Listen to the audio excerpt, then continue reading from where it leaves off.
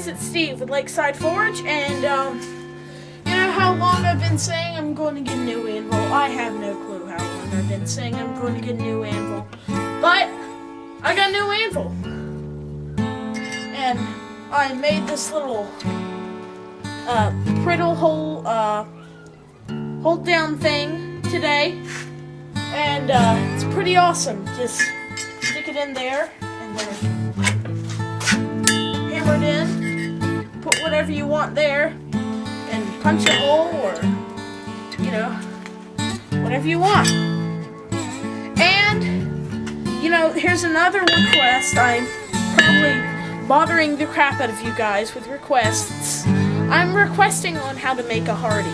This hardy here, this hardy hole here, is an awkward size. It's 7/8, and they don't sell a hardy that size. So if anybody knows how to make a hardy, just tell me what size bar I need and stuff like that.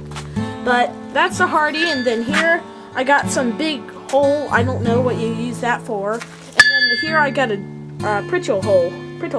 All right, now let's do a rebound test. See if it's good. It's all the way up there. Let's do it again.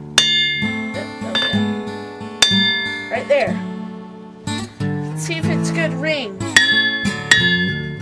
Well, for one, it doesn't have a good ring, as I wrapped it here with a plumbing band. But let's see here, over to my old anvil that I have here on the ground. Let's do a rebound test on it.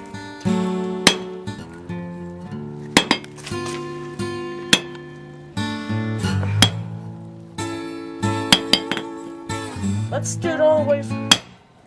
That's how high I got, from about all the way up here. It's pretty awkward. Tells you how bad cast iron is.